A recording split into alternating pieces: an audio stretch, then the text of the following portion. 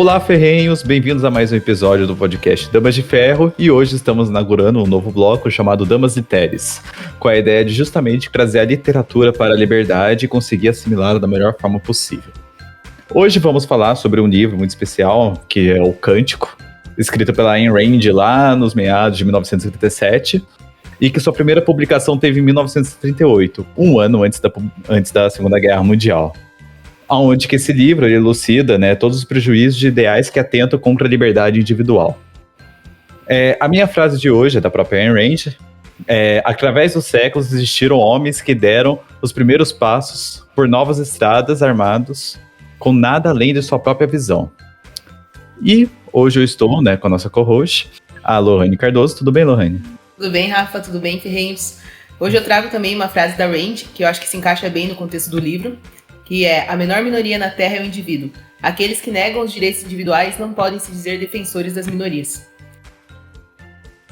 Perfeito. E também a gente está com o nosso grande diretor de programas, o nosso Gustavo Quirino. Como que está, Gustavo? E aí, gente? Tava com saudade de aparecer aqui. E vocês tentaram me expulsar, mas eu voltei. Meu nome é Gustavo Quirino e a minha frase de hoje não poderia ser de uma pessoa diferente que a Ayn Rand.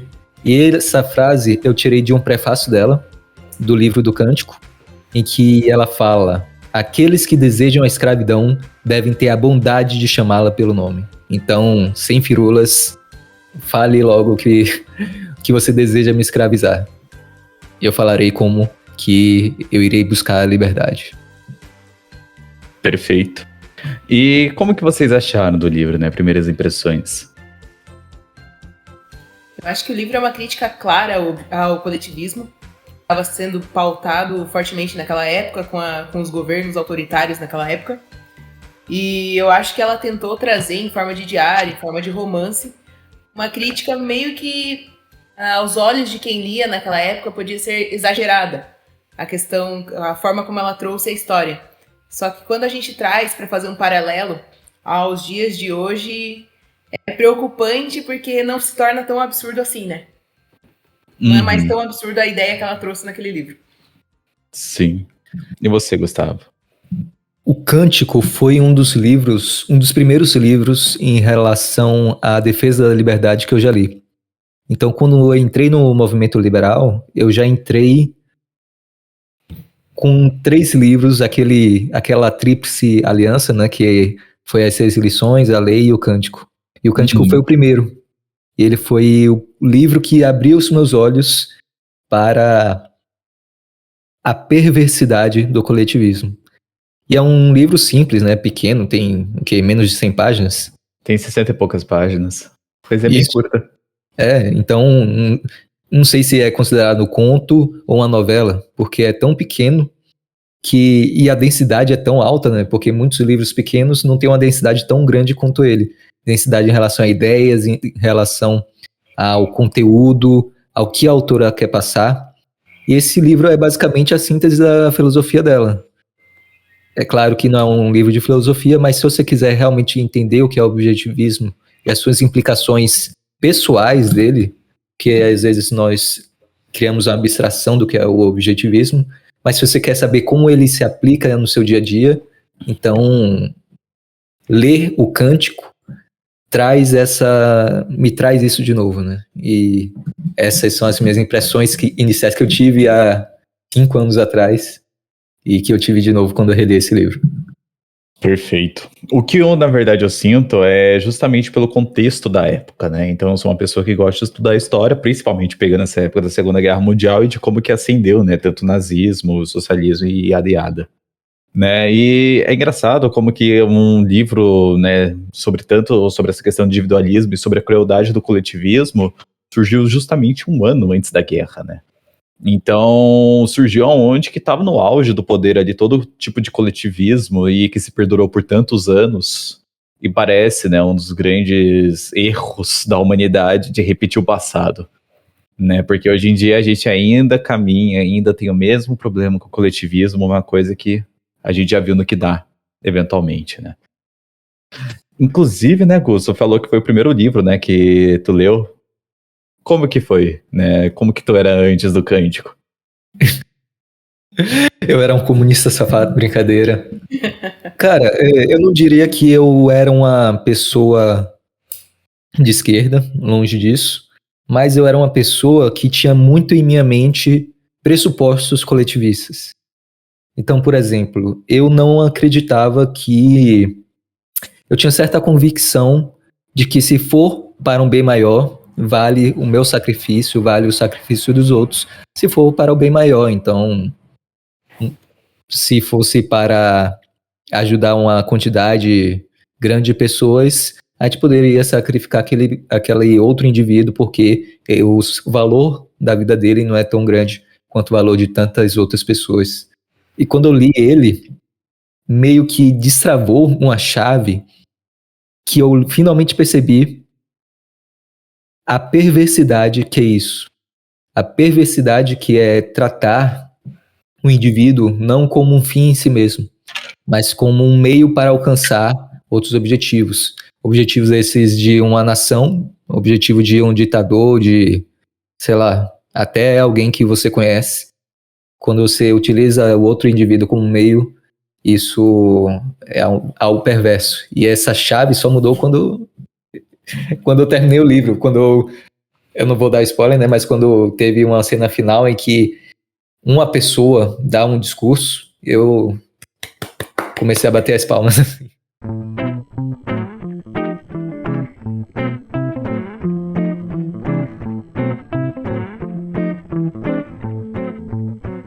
Olá, ferrinhos! Vocês sabem que nós do Damas de Ferro estamos em praticamente todas as plataformas digitais? Estamos no Spotify, YouTube, Instagram, Facebook e ainda o mais importante, nós temos nosso próprio site. Lá você encontra artigos sobre todo tipo de tema atual que envolva a liberdade ou a falta dela. Mas não perca tempo e acesse damasdeferro.com.br e nos siga nas redes sociais. @c.damasdeferro. Estamos te esperando lá. Bom episódio! Porque assim, uma coisa, vou tentar não dar spoilers, mas uma coisa que me marcou muito nesse livro foi eles demonstrarem o quão importante e quão vital é você preservar a individualidade. E quando o Estado, quando o meio no qual nós estamos inseridos, ele tolhe isso das pessoas, eles impedem que elas sejam elas mesmas, que elas se desenvolvam, a pessoa ela não consegue explorar os talentos, as ideias, e a partir do momento que ela percebe que ela é um indivíduo, que ela pode fazer coisas para ela mesma, a capacidade dela ela é, de certa forma, ampliada, né? Isso eu achei bem interessante no livro. Ele deixou isso bem, bem claro. Outro ponto que eu achei muito interessante foi o livro demonstrar como uma das formas de controle ela começa na linguagem, né? Eu acredito que isso não seja um spoiler, mas se for, vocês me cortem. Quando você proíbe algumas palavras na história, então você percebe que, como hoje está, a gente pode trazer isso também para a sociedade de hoje, você tentar controlar a sociedade através da linguagem. A linguagem ela é algo tão estrutural na sociedade como um todo, que quando o governo ele baixa um decreto, ele baixa uma ordem, proibindo ou determinando que as pessoas falem determinadas palavras, eu acho que isso é uma das formas mais perversas de controle, assim, sabe? É uma das formas iniciais de você tentar tirar a individualidade da pessoa. Sim, inclusive, né, entra bastante confronto com aquela questão do egoísmo, né, que é uma das bases da filosofia do objetivismo, e tu nota como que a sociedade vê o egoísmo algo mal, né, sei lá, né, algo que parece que acontece até hoje, talvez, né. E, sei lá, não é que eu considere que o egoísmo ele deve ser o suprassumo e tudo mais, como talvez até a Rand defenda, mas sim uma questão de, por exemplo, você conseguir aprender a balancear o altruísmo com o egoísmo. Um não necessariamente tem que ser totalmente o oposto do outro na sua vida, né? Eu acho que você consegue arranjar um balanço disso. Mas, né, a versão do livro mostra como que é totalmente demonizada esse egoísmo, né?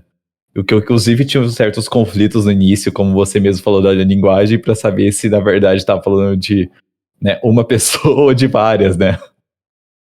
Que é uma coisa que eu fiquei até um pouco confuso, mas depois lendo, né, entendendo o contexto, não tem como ser várias pessoas, né, fazendo isso. É algo que a gente tem que se Então, atentar, porque como eles tiraram essa individualidade até na palavra, muitas vezes o personagem principal ele se referia a ele como nós, né? Então você tem que estar ligado no contexto ali da cena pra você não achar que ele tá no meio de uma multidão com mais pessoas, né? Sim. E essa confusão, eu não sei se já estou adiantando um pouco, mas essa confusão se dá logo no início.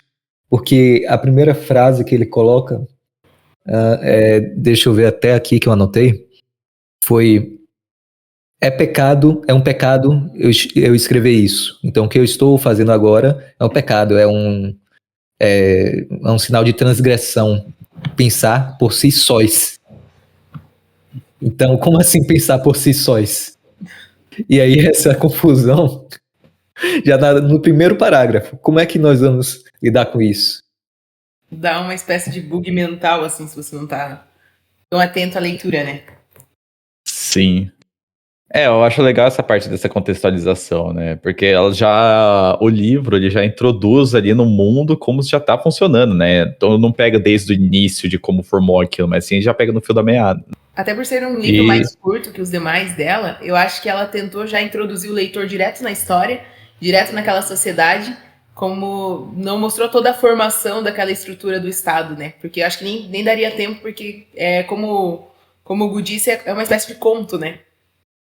Põe curto nisso ainda, diga-se de passagem, né? Você pega o que é a Revolta de Atlas, tem uns 900 páginas, essa daí tem 60 e poucos. Né? 880, né? Então, o egoísmo total. Ué. Uma coisa que me chamou a atenção nesse livro foi a semelhança da estrutura dele com obras como Admirável Mundo Novo e também do Fahrenheit 451. E o Fahrenheit foi escrito, se eu não me engano, em 1950 e o Admirável Mundo Novo em 1931. Mas você percebe que tudo ali está no mesmo contexto histórico, né? É engraçado como 3 autores diferentes trataram desses assuntos em contextos históricos parecidos. Em épocas próximas, né? Uhum. Você percebe que a preocupação de um Estado controlador e autoritário não era só da Rand. Ela aborda isso na questão do individualismo, na questão, uma crítica direta ao coletivismo, né? Que é uma crítica da filosofia dela em si. Mas a gente não pode também deixar de analisar que outros, como o Aldous e o autor do Fahrenheit, também trouxeram essas temáticas, né? Sim. Mas é engraçado que isso não era também um problema muito para a grande maioria dos americanos, né? Já que ela morava nos Estados Unidos na época. E nos Estados Unidos estava passando por uma fase de coletivismo pesada, né? Com o Roosevelt, né? Muitos veem, né, como um grande herói da Segunda Guerra Mundial, mas também esquecem que ele era um grande coletivista na sua ideia do New Deal e várias outras coisas para conseguir acalmar toda a questão da crise de 29. Então, né, até um país tão individualista, ele já estava perdendo ali, né, como é os Estados Unidos, já estava perdendo um pouco das suas virtudes de como ela surgiu, né, e hoje em dia a gente consegue ver o contexto atual, mínimo tanto preocupante. E essas virtudes que eram justamente o que a Ayn Rand valorizava na América. Porque, para quem não sabe, a Ayn Rand, ela saiu de um contexto de opressão socialista, tanto ela quanto a loja do pai, se eu não me engano, era uma farmácia. Me corrijam se eu estiver errado. Isso.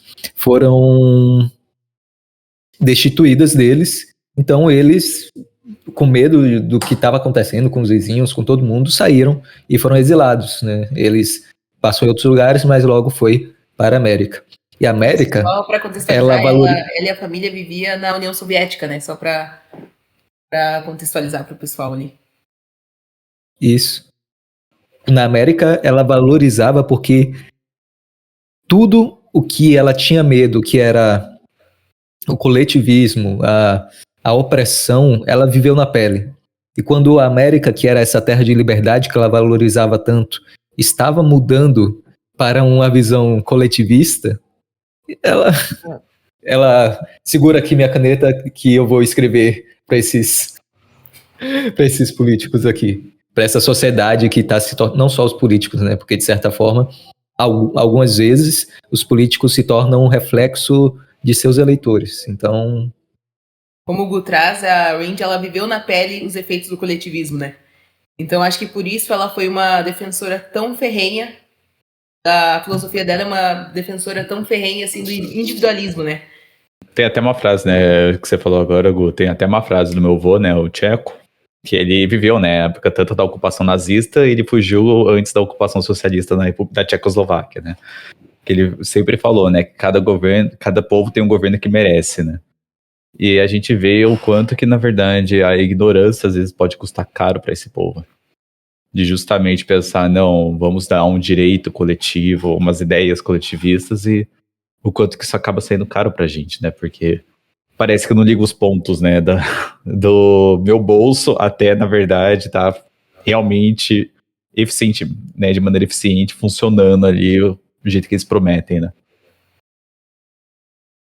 Mas até gostaria de saber, né? Falando ainda mais sobre essa questão do coletivismo, vocês sabem grandes críticas que tiveram a esse livro? Ou talvez possíveis críticas que o pessoal tem? Eu acho que uma crítica que fizeram a este livro foi a crítica da dificuldade em relação a entender a linguagem do nós, sós, porque para quem não sabe, como é que funciona a linguagem e a comunicação neste mundo? Neste mundo fictício, a linguagem, não existe a palavra, não sei se eu posso falar isso, mas não existe a palavra eu, não existem pronomes que remetem à individualidade. A individualidade nesse livro, ela é vista como um crime, né? Então, a crítica que o pessoal faz é essa dificuldade, às vezes, para entender essas palavras usadas no coletivo dentro da história, né? Cara, eu acho engraçado como, né, pegando até no contexto brasileiro, o mundo inteiro que acontece no Cântico parece aquele sonho divino, aquele sonho de princesa do Ciro Gomes, sabe? Da tecnocracia de um nível que, sabe, de todo varguista em si, né? Mas de todo varguista médio, de adorar aquela tecnocracia, de saber o que é melhor para o povo, o que você deve fazer, até, né, onde que explica no início do livro, até de quem você deve copular junto, né? Então, eu acho engraçado toda essa tecnocracia de que você deve fazer aquilo e isso, porque a gente sabe o que é melhor para você. Onde já se viu você escolher seu emprego? Aonde que já se viu você fazer qualquer coisa? Né? E Onde já existe se viu um conselho para tudo nessa sociedade. Existe o conselho das profissões e um conselho para cada área, né? Então a pessoa meio que tem pré-determinado o que ela vai ser, ela não consegue usar a criatividade dela, não consegue ter a liberdade de escolher a profissão que ela quer seguir, né? Isso eu achei muito marcante dentro do livro também. Porque eles fazem de tudo para tolir a individualidade. Sim. O que eu acho que, na verdade, isso daí era talvez a última meta do Vargas, não sei. Né? Porque é o cara mais tecnocrata que o Brasil já teve, né? De certa forma, essa é a última meta de todos os governos autoritários e totalitários, né? Que é o controle total. Quando, para quem não sabe, esse livro é uma distopia. Então, a distopia é o antônimo da utopia, ou seja, é uma realidade imaginária e que tudo está organizado de uma forma opressiva. O mundo, ele é totalmente regido por entidades, por entes, por ditadores, por varguistas, que definem o que cada um deve fazer, inclusive copular, como foi dito, não sobrando nenhuma escolha individual. E essa distopia de um governo totalitário é o objetivo final, o controle total de tudo que existe na realidade. Um comparativo que eu acho, não sei se eu posso falar, se eu não puder o Rafa me corta depois. Um comparativo que eu acho engraçado, legal da gente fazer, que por mais que se trate de o Fahrenheit 451 e o Cântico, por mais que se tratem de duas distopias que trazem o controle estatal, a diferença do nível tecnológico que é trazido nessas histórias, né? A gente tem a sensação que no Cântico a tecnologia ela é bem precária, assim, parece que ela já foi boa um dia, mas pelo fato dela ter sido, da individualidade das pessoas, da criatividade ter sido impedida, ter sido trancada e reprimida, ela não foi tão desenvolvida, né? E no Fahrenheit a gente já tem esse contraponto, que a tecnologia trazida no Fahrenheit é totalmente à frente, né? À frente do tempo. Eu acho isso bem engraçado e acho que reforça o ponto do livro de o quão é prejudicial você reprimir a criatividade do indivíduo, né? Eu tive bastante essa ambivalência justamente com a capa do livro, né, que eu conheço, do Cântico, onde que tá ele segurando o cubinho lá, né, e por aí vai, e com o contexto da história, porque, por exemplo, quando eu vejo a imagem né, a capa do Cântico, eu fico imaginando que talvez seja algo mais futurista, né, eu pensava que era algo mais futurista. Só que daí você vai ali no caminhar, tu vê o quanto que na verdade é precário as coisas, né. Eu fico meio que nessa daí, não sei o quanto que na verdade tá evoluído, o quanto que ainda parece que tá acontecendo, sei lá, uma coisa que era pra estar em 1950, algo assim, nem sei qual que é Passo Cântico, né? É um futuro distópico, né? Tá mais para 1984. Tá bom. Tirando... Mas, sei lá, parece a mesma coisa que um futuro distópico, assim, parece que o pessoal vive a nível antes da Primeira Guerra Mundial, sabe? Uma coisa que eu achei engraçado também é que a mentalidade deles, quanto à criação, se assemelha muito à mentalidade de algumas pessoas que vivem conosco hoje na sociedade. Em relação, quando esse personagem principal, o Igualdade, ele faz uma criação, ele é questionado de que ele estaria tentando prejudicar e impedir o fabricante de velas, né? Criadores de velas e tudo mais. Dá pra gente trazer um contraponto muito engraçado com a questão de Uber, táxi e todas as outras inovações que tentam entrar para o mercado e são compelidas pelos outros concorrentes, né? Uhum. É a mesma coisa que eu vejo hoje em dia em comparação com a IA, né? Que o pessoal tem esse medo da IA e tudo mais.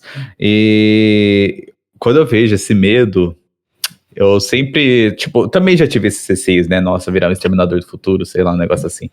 Mas, né, o que eu sempre tenho um pensamento crítico que eu vou lá e analiso é que daí eu fico pensando, tá, e como que na verdade o pessoal imaginava na época que surgiu a eletricidade? Né, bem que antigamente existia até charges que mostravam de pessoas morrendo nos fios elétricos porque não, a eletricidade mata, você não pode, né, aderir à eletricidade, você tem que ter a vela, sabe? Então, eu acho engraçado pegar justamente essa, sabe? Tá, tem esse medo, mas imagina como que era o medo de 100 anos atrás ali, quando ainda tava ali mais surgindo a eletricidade. 100 anos não, né? Pega 200. Essa cultura anticoncorrencial, ela tá bem presente no livro também, e é o que a gente acaba vivenciando hoje, né? Em muitas situações. Muitas empresas, muitas marcas ou criações, como a IA, como o Rafa falou, são às vezes reprimidas ou criticadas porque vão tirar o trabalho de um ser humano, ou vão tirar o trabalho de outro setor, né? As pessoas, elas têm medo da inovação. E isso o livro retrata bem, ao meu ver. Isso me lembra muito também o livro As Cavernas de Aço, do Asimov, que basicamente é um mundo cheio, repleto de robôs, em que as pessoas tinham preconceito com os robôs justamente pelo medo de os robôs roubarem os empregos dos humanos. E existia um desprezo pelo individualismo, e por conta disso, eu percebo que não há uma diferença entre a realidade e a ficção, as histórias e a narrativa que nós vemos sendo narradas tanto pelas pessoas quanto pela mídia, né? Porque isso também foi muito divulgado pela mídia. Uhum. Vocês querem explicar um pouquinho mais sobre a questão do mundo, do Cântico, para entender um pouco mais como que é? Antes pra gente avançar mais pro personagem? Acho que o mundo, como eu disse, é uma distopia, né? Ou seja, é uma representação de uma realidade distorcida e repleta de opressão. Então, nós não temos exatamente uma noção de uma época, de quando se passa, até o Rafa estava meio confuso, se passa em uma época de 1950, de 1940, é porque ela não fala quando é que se passa, não fala nenhum detalhe geográfico, histórico. A única coisa que ela fala é que existia um mundo como nós conhecemos hoje, né? No caso, na época em que foi escrito, e a partir de uma grande guerra, grandes guerras, não detalham, e se eu detalhar também vou estar dando spoilers, e após essa grande guerra, houve uma grande repressão da tecnologia, das ideias, da cultura. Isso porque eu estava até lendo um artigo em que falou que geralmente, após grandes guerras, grandes rupturas, existe a tendência de acontecer uma ditadura.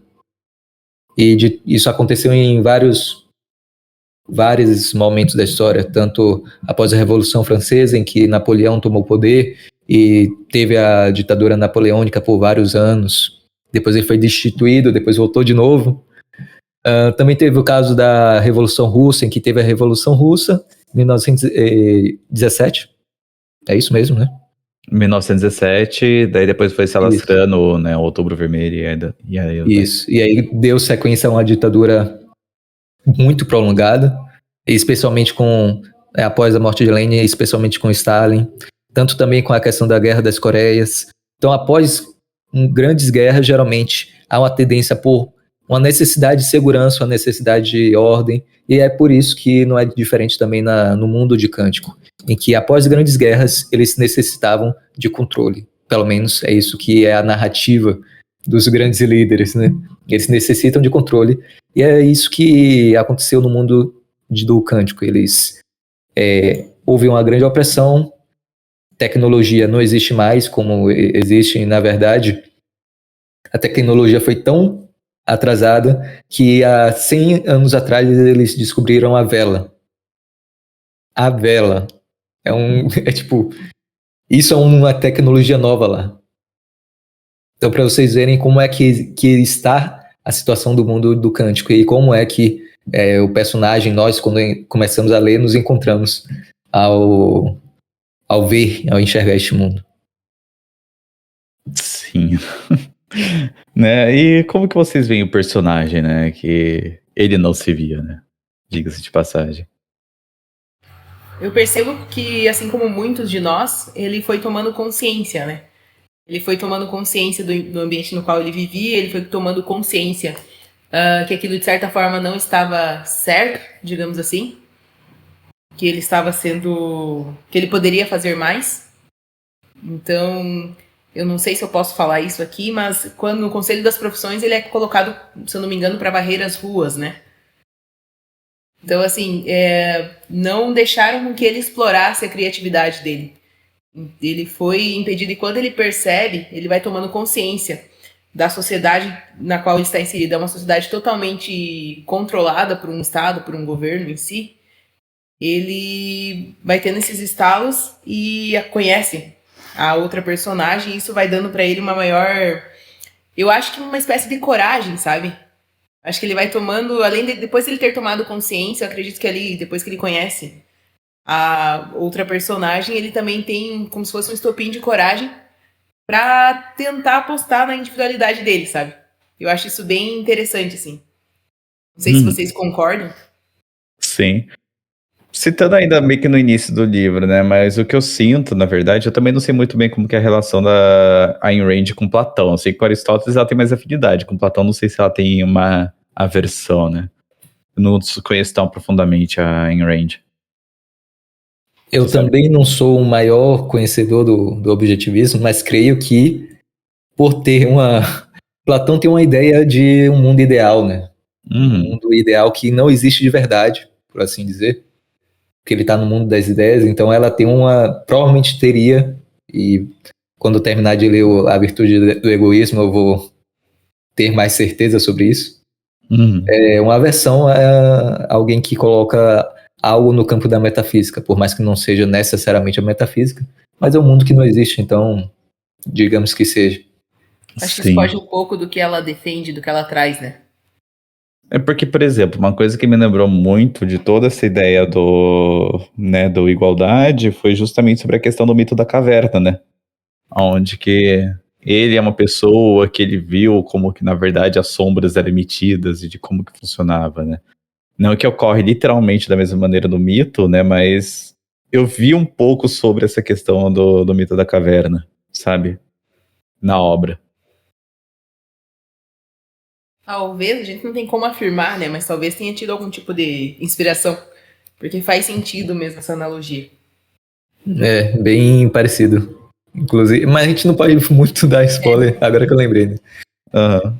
Eu acho muito interessante essa questão de influência, porque no prefácio do livro da Nascente, eu não lembro exatamente a frase, mas é algo parecido com eu não tenho nenhuma influência, eu não fui, não tenho mestres, algo do tipo. A única pessoa que poderia ser considerada meu mestre como uma influência, no meu pensamento, na minha filosofia, foi Aristóteles. Mas quando ela fala isso, a gente meio que, calma lá, como assim você não teve nenhuma influência? Isso aqui. Mas é muito interessante ver sinais de ideias de filósofos anteriores que ela coloca em sua obra, pelo menos sua obra literária. Pode até não ter tido influência em sua obra filosófica, mas literária, definitivamente nós vemos algo. Mas é que, por exemplo, ela fala, só tive com Aristóteles, né? Mas Aristóteles também foi discípulo de Platão. Verdade. Então, tipo, teve uma influência indireta. E é aquela questão que, na verdade, boa parte da influência dela foi o próprio contexto que ela vivia. Né? Então ela via, isso daqui é ruim, então vou pro outro lado. Né? Então, justamente do fato de ela ter vivenciado a União Soviética, querendo ou não, foi uma influência dela de ela poder falar, isso daqui é ruim. Não é funcional. Né? Então deixa ir pro outro canto, que daí talvez dê certo, né? Eu acho que às vezes essa influência ela ocorre de forma inconsciente também, né? Todos nós somos influenciados pelo meio no qual vivemos e também por escritores, filósofos que a gente tomou conhecimento da existência deles e às vezes a gente não tem eles como os nossos mentores, como as nossas inspirações principais, mas de forma inconsciente acabam influenciando, né? Que pode ter ocorrido nesse caso também. Isso, de certo. psicologicamente falando, na verdade, o mais próximo disso daí seria o próprio Weber. De falar que da mesma maneira como que o ambiente acaba nos influenciando, a gente acaba influenciando o ambiente também. Né? Porque, querendo ou não, no modelo cognitivo que a gente utiliza, a gente vê constantemente que é uma relação. Né? Você, primeiro, é moldado por toda a situação, depois você começa a ter seu pensamento crítico, seu pensamento ali, que você começa a moldar seu próprio pensamento. E a partir do seu próprio pensamento, você começa a influenciar de determinada maneira outras pessoas à sua volta e você acaba aderindo àquelas que concordam mais contigo, inevitavelmente, né? Então, você acaba tendo uma proximidade maior porque, tipo, pega toda aquela parte da adolescência, onde que você quer formar o clubinho e por aí vai, aonde que tu, né, vê que, não, essas pessoas aqui têm mais afinidade comigo, eu vou ficar mais com elas, sabe? Porque tem uma conversa que te interessa mais, algo assim do gênero, né?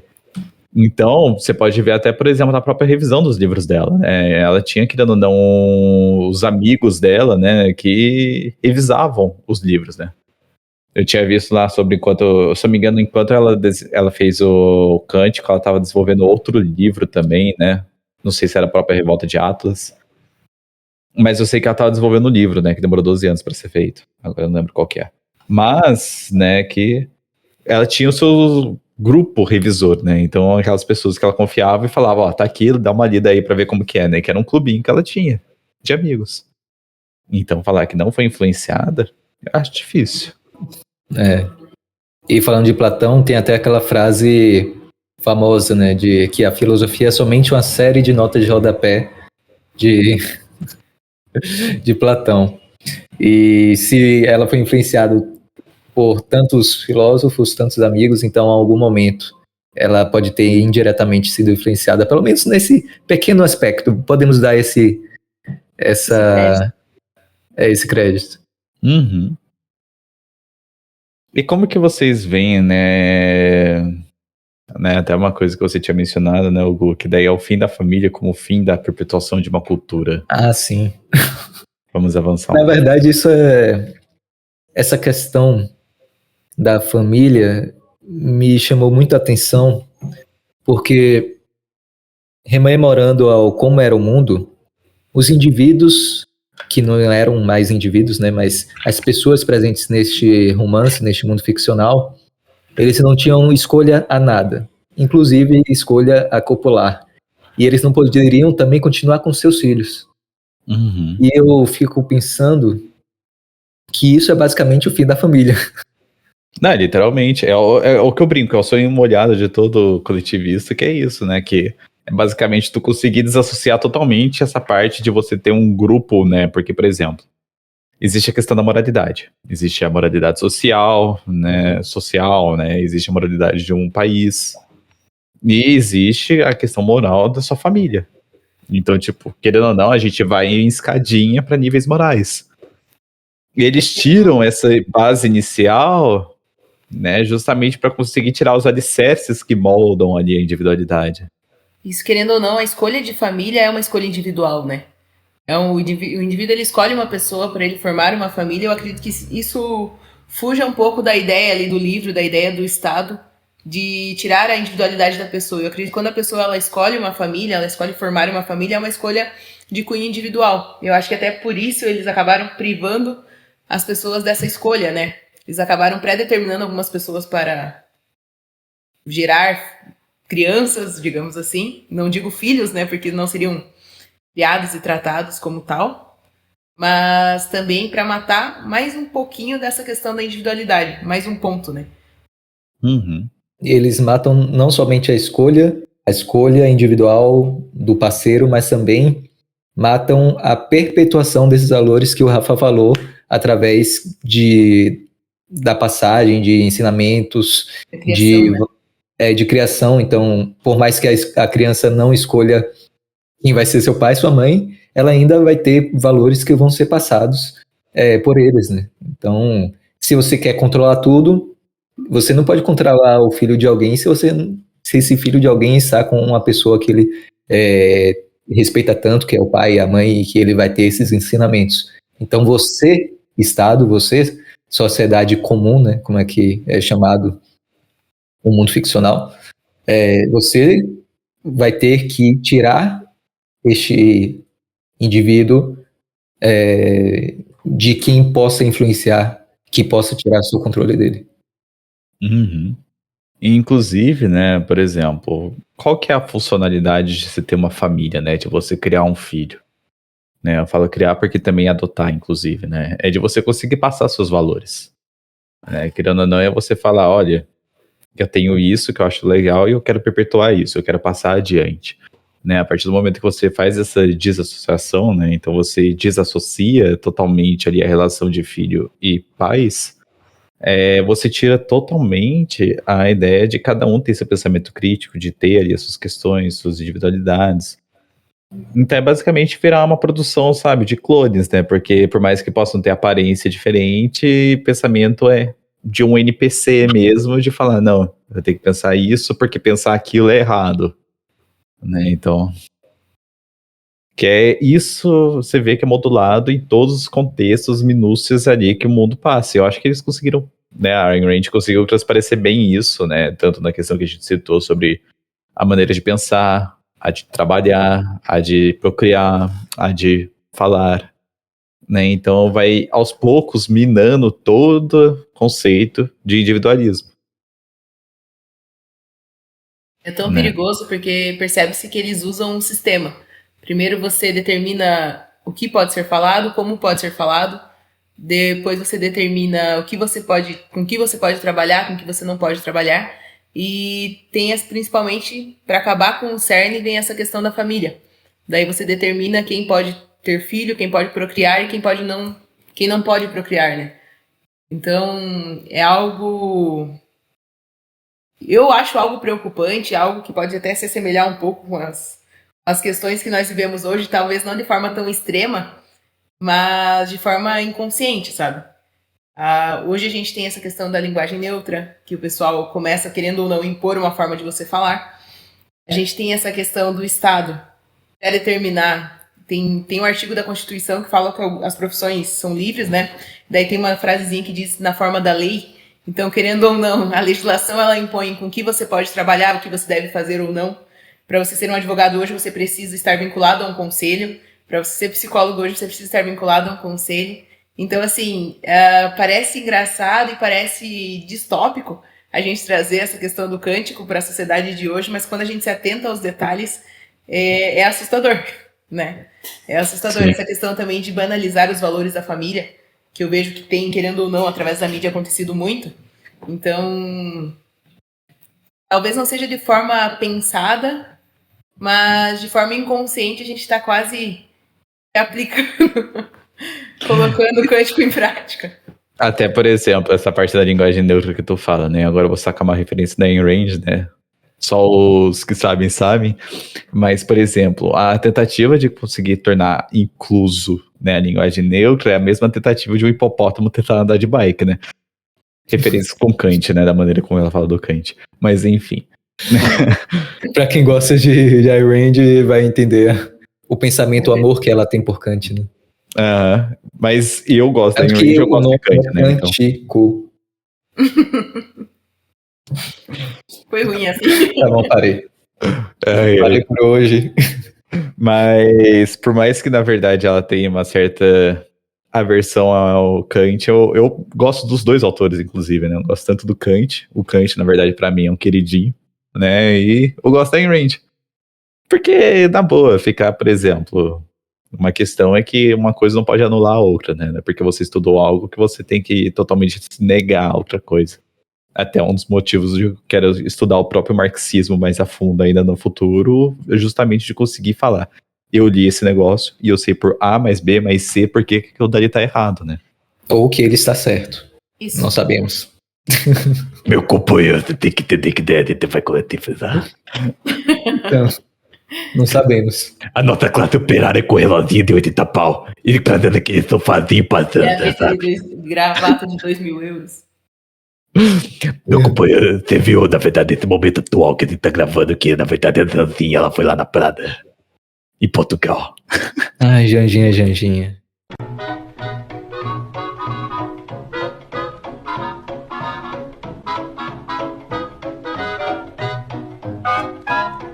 Olá, ferrinhos! Vim trazer um recado quente para vocês. Nós estamos lançando nossos produtos do Damas de Ferro. Se você sempre quis se vestir com as nossas ideias, agora você pode.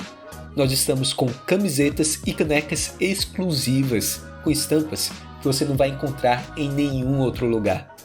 Tudo isso com a qualidade garantida que a Viés, nossa parceira, tem. Então não perca tempo, corra agora para adquirir no site da Viés, viesbr.com. Fico por aqui e bom episódio! Eu queria só comentar uma parte da linguagem. Pode? Que acho que a gente não falou tanto. A linguagem, e até lembrei do que a Lohane falou sobre o pensamento. O pensamento, basicamente, é muito relacionado à linguagem. Se você molda a linguagem, você também vai moldar o pensamento. E o pensamento é a última instância do controle que alguém pode ter sobre você. Se alguém controla seu pensamento, ele controla a você próprio. Porque como é que você vai agir de outra forma se você não pensa de outra forma? E é esse o controle total que está na maioria das pessoas, e que, no caso desse mundo ficcional. Tanto que na hora de pensar, ele sempre pede perdão, ele se sente alguém sujo, alguém que está pecando por estar pensando algo diferente ao que o Conselho Mundial, o Conselho de Vocação, o Conselho de Erudito, ou qualquer outro conselho de profissão que esteja lá. E é algo que, infelizmente, eu não posso dizer que está tão longe. Primeiro, historicamente, teve a questão da União Soviética, em que o controle da mente, do pensamento, da linguagem, era algo real, tanto que existiam aqueles pessoas que eram culpadas, que se sentiam culpadas por terem uma origem familiar burguesa, né? E hoje em dia, porque quem nunca se sentiu culpado por ter um pensamento ou então lembrar de uma piada que pode ser minimamente ofensiva? Direto acontece isso. E o pior de tudo é que não são piadas, ou não é um julgamento que o governo faz em você, é um julgamento que você coloca em si mesmo. É claro que influenciada por uma sociedade que não deixa que você pense por si só, né? Por exemplo, eu acho que ainda não chegou no nível do cântico, né? Mas a gente tá encaminhando para e estamos constantemente lutando para impedir isso. Mas um grande absurdo é comediante ter que responder por processo por ter falado uma piada no palco, né? Então, Danilo Gentili que eu diga, né? Que eu sempre gostei bastante do Gentili e eu acho um absurdo ele tomar a quantidade de processo que ele toma, porque, olha só, um comediante fez o serviço dele. Pecado. Fez piada, né? Então. O Léo Lins também, provavelmente, que já perdeu o emprego, tal. Só que eles são indivíduos com sua potência, sua vontade de potência bem ativa, porque mesmo sendo repressivos, sendo Imprimidos. repreendidos, que seja, eles continuam agindo, né? Não sei se eu teria essa coragem de perder o emprego assim. É que, por exemplo, perdeu o emprego, mas ainda já tem um mercado, né? O pessoal já conhece socialmente eles, né? Então, o fato de ter o cancelamento ali, né? O que a gente tem que impedir é justamente o cancelamento enquanto a pessoa ainda é pequena. Porque quando é pequena é muito fácil de você silenciar. Agora, quando é uma pessoa que nem você pega o Gentili e o Léo Lins, que já são conhecidas ali no país inteiro, já fica mais difícil silenciar. Então, você pode até ferrar a pessoa, mas ela consegue dar a volta por cima. Porque, né, ela tem a mídia, né? Ela tem a questão do povo estar ali ouvindo ela, né? Ter acesso. Por isso que eu acho tão importante a gente defender em todas as instâncias possíveis a liberdade de expressão, né? Para que as pessoas falem e pensem da forma que elas acharem melhor, da forma que elas quiserem. Por mais que muitas vezes a gente possa não concordar com elas, eu acho que todo indivíduo ele tem que ter o direito de expressar os seus pensamentos através da fala, né? Através das palavras. E o que a gente tem visto hoje é de extrema preocupação, sabe? Muitas pessoas, como diz o Rafa, por serem pequenas, por acharem que não tem voz o suficiente, acabam se calando, acabam ficando com receio de falar algumas coisas, por medo do cancelamento ou da represália, que vai vir não só do governo, mas também da sociedade como um todo. E eu acho que nós, como defensores da liberdade, acho que a gente tem esse papel de promover e defender mais do que tudo a liberdade de expressão, seja de um marxista, seja de um libertário, de um anarcocapitalista, ou de um retardado que defende o nazismo, sabe? E a gente tem todo o direito de poder discordar, né? Então, Exatamente. falar por que aquela ideia é idiota, né? Só que pra você saber que o cara é idiota e que a pessoa é um retardado, você tem que deixar a pessoa falar. Como diz o Denis, fala muitas vezes, ele fala assim, deixa os retardados e os idiotas falarem. Assim a gente consegue identificar eles e nos afastar se a gente tiver vontade, sabe? Exato, né? Querem já caminhar mais pra finalizar? Não sei se vocês querem falar sim. mais alguma coisa. Alguma Sim. consideração final? Eu acho que a essência do livro ali, o que é preocupante, o que a Rand ela traz em todos os livros dela, é que a essência do ideal coletivista, ela fortalece o Estado, ela torna o Estado mais autoritário e ela diminui a força do indivíduo, sabe? Então, por isso que eu acho muito preocupante. Como diz o Gu ali no início, aquela frase dela sobre a escravidão, quando a gente tira o direito individual da pessoa, a gente coloca ela ali dentro daquele bolo coletivista, é como se fosse uma espécie de escravidão. E muitas das pessoas, elas não têm essa consciência. Ela não tem a consciência o quanto o coletivismo, a questão do altruísmo, ele faz mal. Elas acabam vendo o egoísmo racional como algo maléfico, sabe? Então eu acho que é importante para nós, para mim, eu defendo isso na minha vida, combater o coletivismo de qualquer forma. Sim, é uma visão que eu tenho que, na verdade, é transformar a população inteira como um bando de peões, né, pensando de uma maneira xadrez, né, então transformar todo mundo num bando de peão e não existe nenhum bispo, nenhum cavalo, somente o rei, o Estado e os peões. E sacrifica o quanto for necessário para conseguir manter o rei. Exatamente. Acho que vocês já falaram tudo que eu ia falar, porque acho que, como último comentário, eu diria que, pronto, é que vale a pena tirar 2, 3 horas da vida da pessoa para pegar esses ensinamentos. Ayn Rand e os seus livros, eles têm uma questão que são muito bons em mudar a mentalidade de alguém, muito rápido.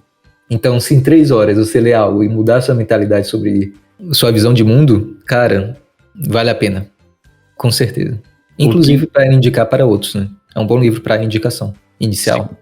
Sim, é um ótimo livro para... Introdução ao objetivismo, né? O Cântico, ele é um livro, eu considero ele fácil de leitura, é um livro curto, então ele é ótimo para quem quer fazer essa introdução às obras da Rand e ao objetivismo como um todo, sabe? Inclusive, na verdade, é um livro que eu acho que uma criança facilmente com 12 anos conseguia ler e conseguia entender toda a questão, né? Lógico, não entender as entrelinhas ali do porquê de tudo, mas de conseguir já começar a compreender o porquê que, na verdade, olha só, por que a polícia não pode ser tão bondosa assim, né? Por que ela não é tão bondosa? Por que, na verdade, o Estado pode ser cruel? Por que a gente tem que sempre, nem sempre, né, no caso, ajudar o próximo e tudo mais, né? Do jeito que o coletivismo tecnocrata estimula nossas vidas. Porque é tão importante a valorização do indivíduo, né? Então, como o Rafa falou, eu acho essencial esse livro para crianças na formação ali de 12 a 13 anos, porque ele te mostra como é importante, como é essencial você defender o indivíduo. Você agir e pautar as suas ações nas suas vontades, sabe? Como isso faz com que você entregue um trabalho melhor também para a sociedade como um todo, sabe? Sim. Bem, vamos finalizar então. Agradeço, né, vocês por estarem aqui, né, pra gente poder gravar esse episódio. E também aos nossos ouvintes, né, por estarem ouvindo mais um episódio nosso. Certinho? Então. Mais ferrinhos. Foi um prazer estar com vocês até aqui. É um prazer também. E se vocês tiverem interesse em estudar não só o Cântico, mas outras obras, mandem uma DM pra gente lá no Instagram, @Instituto Damas de Ferro. E eu acho que é isso, acesse nosso site, tem vários textos sobre esse assunto, vale muito a pena também. Isso venha fazer parte do nosso ciclo de formação também, né? Com a lista de espera em aberto, pelo que eu vi. A lista de espera tá em aberto. O ciclo... não posso dizer mais. Mas certinho, então. Até uma próxima, ferrenhos. Até.